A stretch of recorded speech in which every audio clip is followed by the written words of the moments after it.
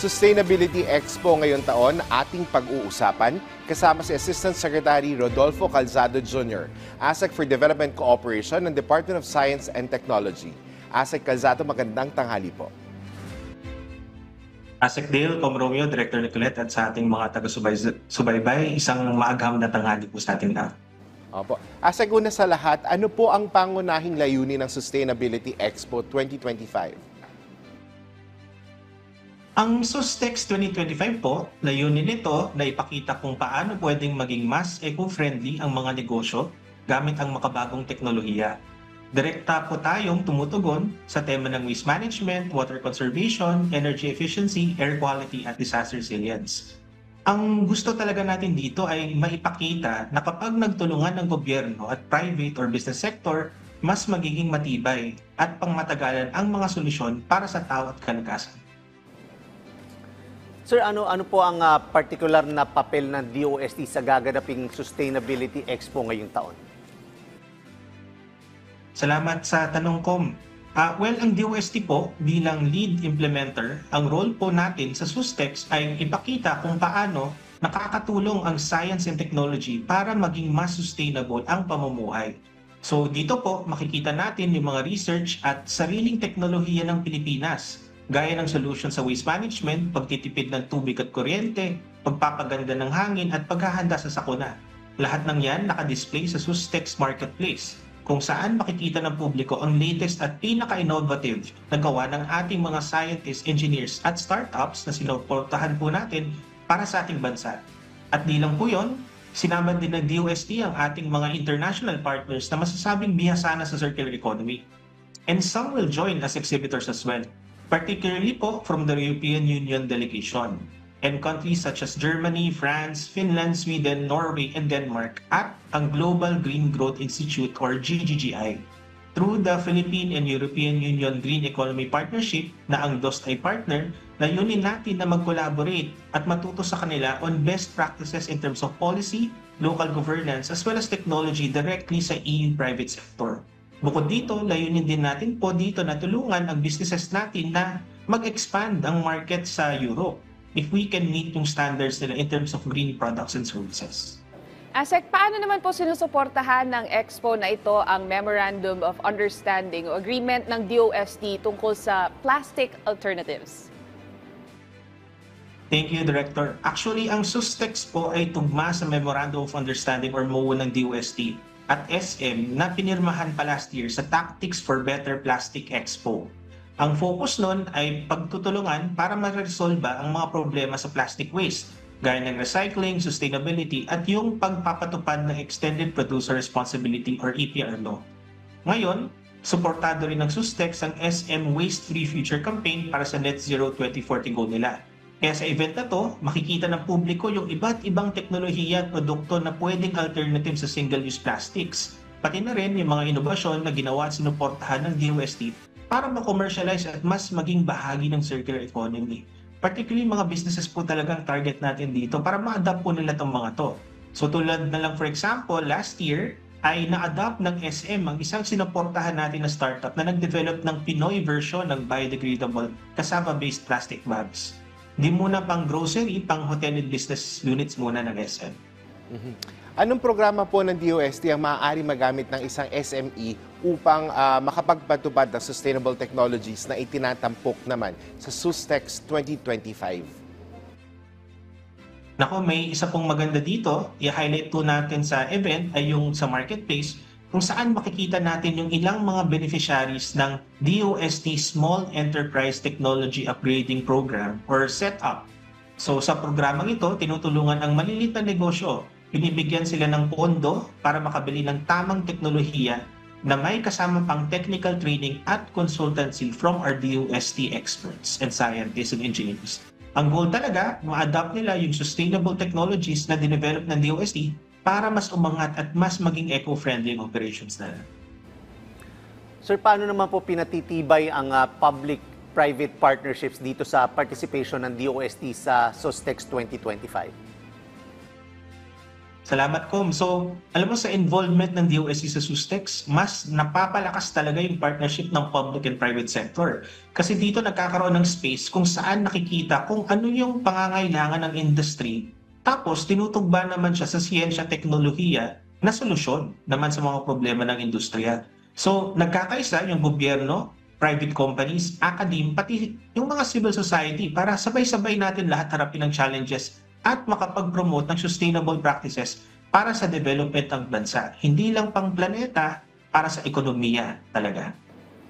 Sir, higit pa sa Expo na ito, ano pa ang long-term vision ng DOST para sa circular economy sa Pilipinas?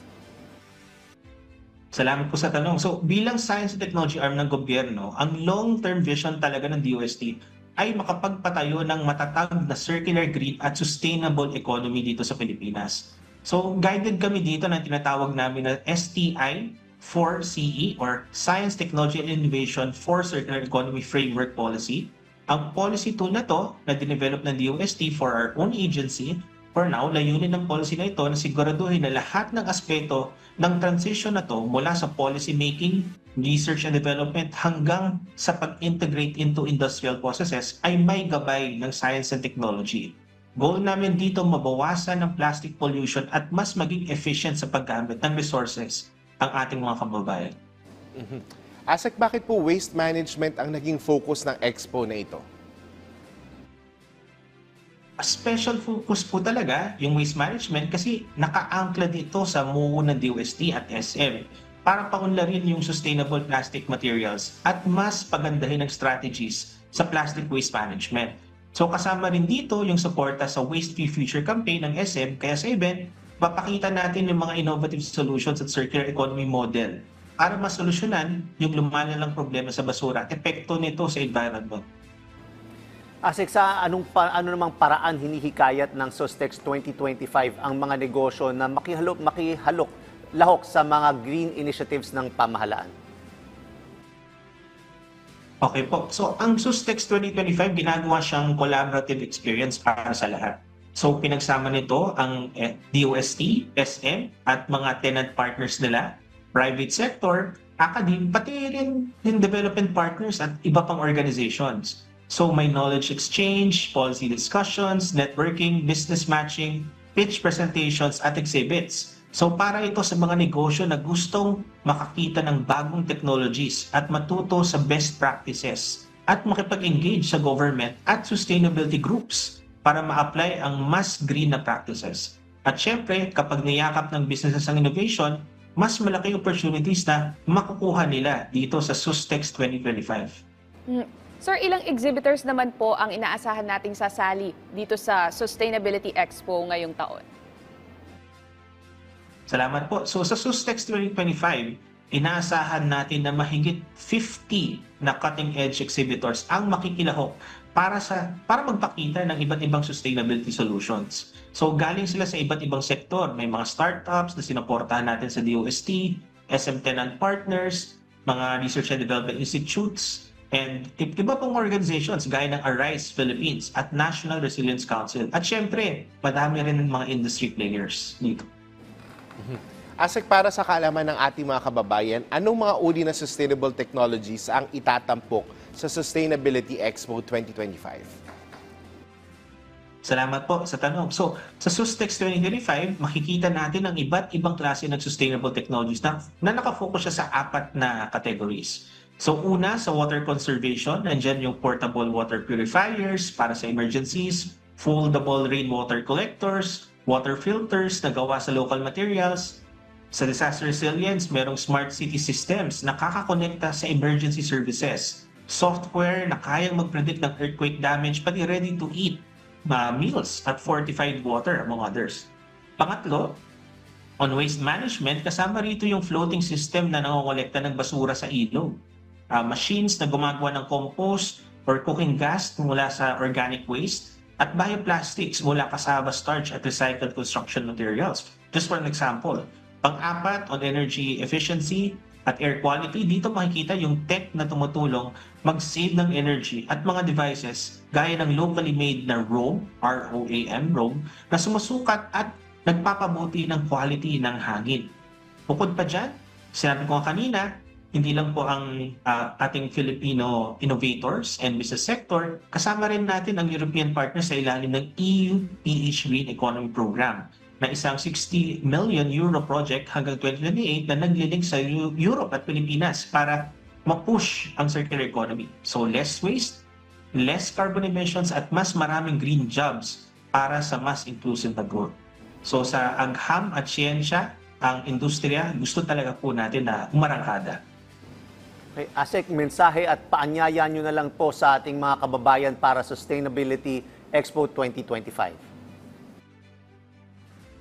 Maraming salamat po. So inaanyayahan po namin ang lahat ng aming mga constituents and business sector na sumama sa amin sa SUSTEX. This is on August 29 to 30 in SM Aura. And see you there po sa ating lahat. Maraming salamat po sa inyong oras, Assistant Secretary Rodolfo Calzado Jr., ASEC for Development Cooperation ng DOST. Maraming salamat po.